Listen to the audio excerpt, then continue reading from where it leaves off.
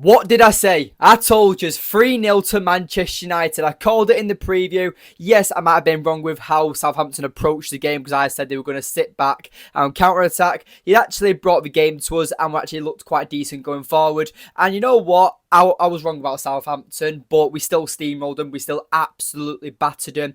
That was the convincing performance we needed. Welcome back to Red Devils TV, everybody, the realest channel on YouTube. Make sure you leave a like on the video. Subscribe if you are new. Comment down below on who was your man of the match and your thoughts on United's performance today. And as always, subscribe if you are new. We recently hit 2,000 subscribers. I'm over the moon with that milestone and achievement. Thank you everyone for all the support. But anyway, let's keep talking about Manchester United because that's what we all love. So first of all, Erik Ten Hag, we've got to talk about him because the last two games have been very, very rough. You know, 2-1 to Brighton away, 3-0 at home to Liverpool. It was looking really, really bad for him.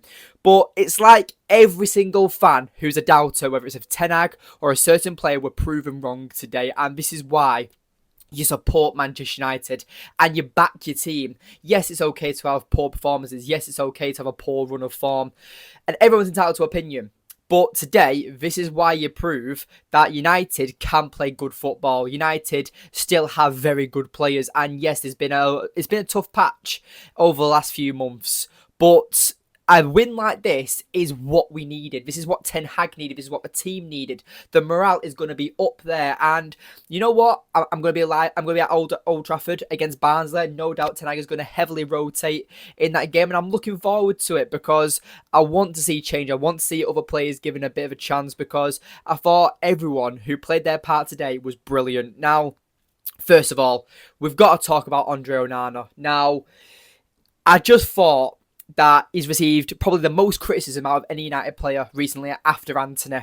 And he changed the game for us, in my opinion. It was like, we looked alright going forward the first 15-20 minutes, but defensively, we were completely unorganised. And obviously, we can see the penalty, Diogo Dalot. It was a bit controversial. Was it out the box? Was it in the box? But anyway, a penalty was rewarded.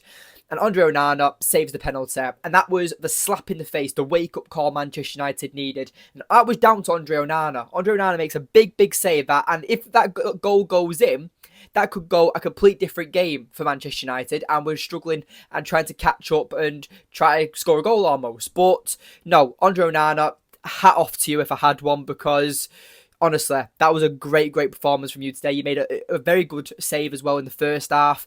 It was a brilliant, brilliant performance from Andre Onana. Our man of the match as well, Matthias De Ligt, struggled during international duty, but comes in on his wife's birthday and scores his first goal for Manchester United with a beautiful header. Now, I'm over the moon with this because De Ligt has received, again, for a new signing, has received a lot of criticism, especially from people in the media. Graham Souness turned around and called him a lightweight now, or a lightweight centre-half. I mean, I'm just looking at the stats and I'm looking at what he brought to United today and what happened to a certain Liverpool Dutch international who conceded one goal and lost today. You know, all I'm saying is I'm over the moon with our brick wall. Matthias De Ligt was superb today. Yes, he went off a bit injured, but he said in his interview that that was due to cramp, and I'm over the moon with that because, you know, he knew that he was struggling, and it's to reduce and to not risk getting even more injured or make the cramp even worse, which is what he said it was causing him. He has to be subbed off, which for me is what we need. Like, there's been quite a few times where a player's had a bit of a pull or a strain and they don't ask to come off, and that could make the injury even worse. So I'm over the moon that the De Ligt is well managed, and that's obviously down to Erik Ten Hag as well. And finally, Marcus Rashford.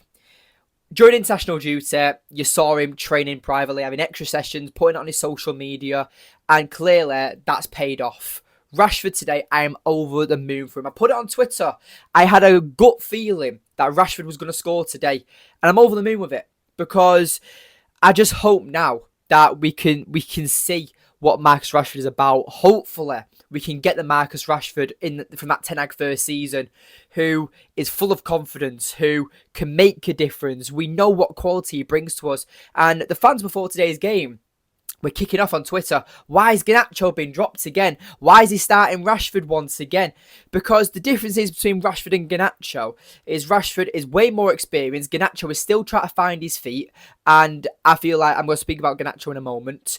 But with Rashford, you know the quality that he brings. And when he's on form, Kyle Walker said it, I think it was last season or the season before, that when Rashford's on form, he's untouchable. He's unstoppable. He's one of the best wingers in the Premier League. That's from Kyle Walker saying that, who's one of United's biggest rivals, like main right back.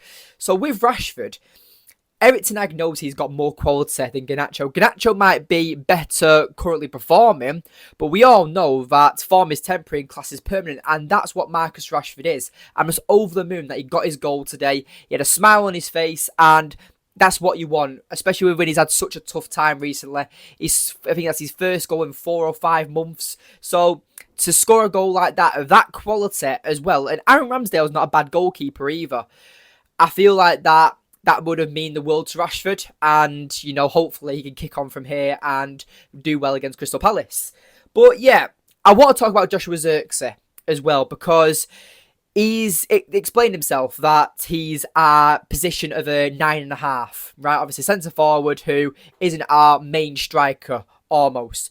But boy, is he currently putting out 9 out of 10 performances. The link-up play, the runs, everything about him, he's doing great. It's just that end product. I don't know whether he's still adjusting to the Premier League, obviously. It's only his 4th game or 3rd game in for Manchester United.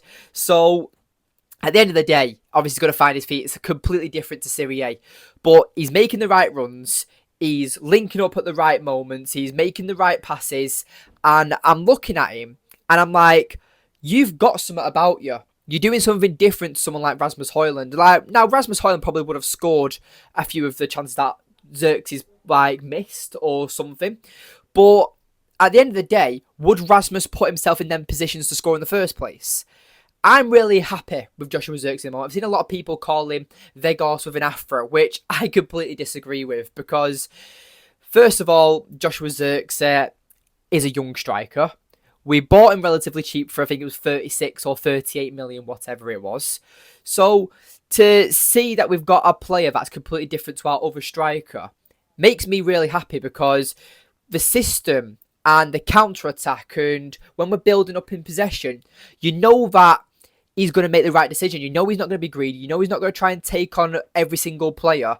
And he will lay it off to wingers. And this is why you're going to see wider players and more chances be created for Manchester United. And more goals are going to come from this. And Joshua Zirkzee was brilliant today. And I can't even fault the guy. Obviously, he could have scored 1 or 2 or 3 chances at one point.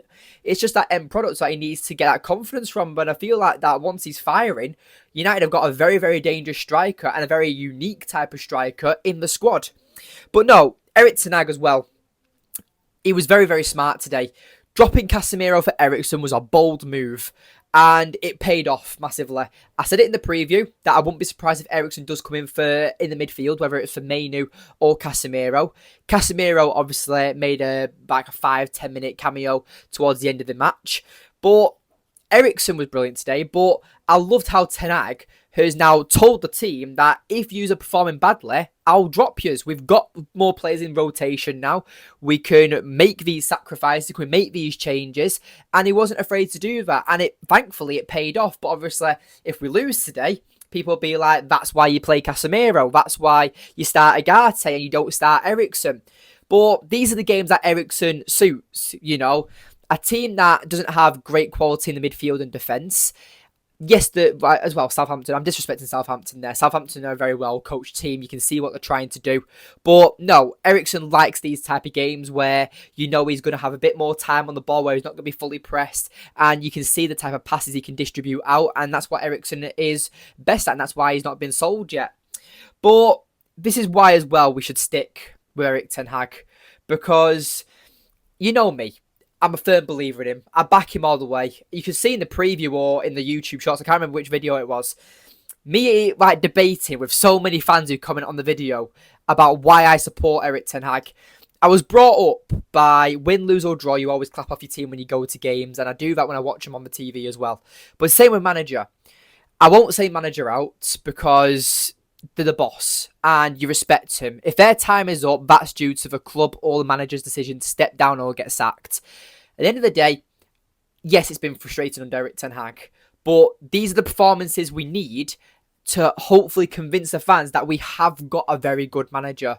And hopefully, this can now kickstart our career, our season, and we can have a strong finish to the season. Obviously, the season's only just started, but we've got the EFL Cup, we've got Crystal Palace, we've got the Europa League starting as well. So I am really, really excited to see how the season forms, because more and more games are going to start piling up, and how Erik Ten Hag deals with it, I'm really looking forward to. But yeah, I want to talk about Ugarte quickly as well. 17 minutes, I knew he wasn't going to start, but solid performance, 7 out of 10 in my opinion for such a small matter of time. And he got stuck in. He's that warrior we need in midfield. He's not bullshitting us. He's come out and said that when your team has the ball, it's a game. When you don't, it's a fight or whatever it was, or a war, whatever he said. And he means it. You saw him getting stuck in. For 17 minutes to have 100% pass accuracy. Like, I think it was one tackle he missed or didn't make full connection with, and it was counted as like undisclosed tackle or something. And it was like 70% in tackles or one, whatever it was. He's going to be brilliant for us. I think he's going to be in and out of the team whilst he's adjusting. But I feel like once he starts showing his quality, and once he gets suited to the Premier League, we'll definitely see more of Ugarte, and hopefully with the likes of Casemiro, maybe the likes of Mainu or Bruno as well. There were so many players, there's so many positives to come away from this game. United haven't ruined my weekend for once, but Bruno as well was a massive positive. He didn't look too far up the pitch today. He wasn't really in the way. He was almost like a deep line playmaker. I don't know if that was because he was playing alongside Mainu or Eriksen, but he looked like he was playing a different role today, like a deep playmaker, and it suited him. He was running around like he normally does. He's got the energy for that. He was making the right passes, and I just thought Bruno was just class today. He didn't have to score. He didn't have to get like 5 or 10 assists to prove that he's a good player. We know how good Bruno is, and I feel like he's another player that's been struggling because all eyes are on him because we know the quality he possesses. So the players that that have the most quality and aren't performing, they're going to get the fingers pointed at. And same with Rashford, same with Casemiro, same with Bruno. And I'm over the moon that Bruno had just a nice, steady, good performance today. And as finally as well, I mentioned him before, Garnacho. 4 goals and assists in 5 games. Now, 2 goals, 2 assists is what it is. But 4 goal contributions in 5 games and only 1 start. For me, that's screaming a player that's going to be dangerous for us this season. And I think Erik Ten Hag has found his super sub. A player that's going to make the most impact. So, probably it'll be suited for different games than the likes of Ahmad or maybe Rashford. But the man management of Erik Ten Hag on Garnacho has been brilliant. He was a bit overused last season. You could see that towards the end of the season. But Garnacho he's not throwing a strop or anything like that. You can see when he comes on, he wants to make the difference. United were 2-0 up and he wanted that goal. He wanted that goal. And that's the energy and attitude you demand from the players. And I'm over the moon with Garnacho because at such a young age, you can see why he idolises Cristiano Ronaldo, because they look like they've got the same mentality. Doesn't matter what the score is, I want to get my goal, and I love Garnacho's mentality over that. But honestly, what a performance it was. Hopefully, well, not hopefully, we should be battering Barnsley. And after that game, hopefully we can go against Crystal Palace away from home. It's going to be another tough fixture. We can go on and have another convincing performance, because this is what we need. We need to build off this now and destroy every other team that's in our way, because we have the quality and players to do it. But anyway, leave in the comments down below if you made this far into the video. Thank you so much for watching, and I'll see you in the next one. Take care.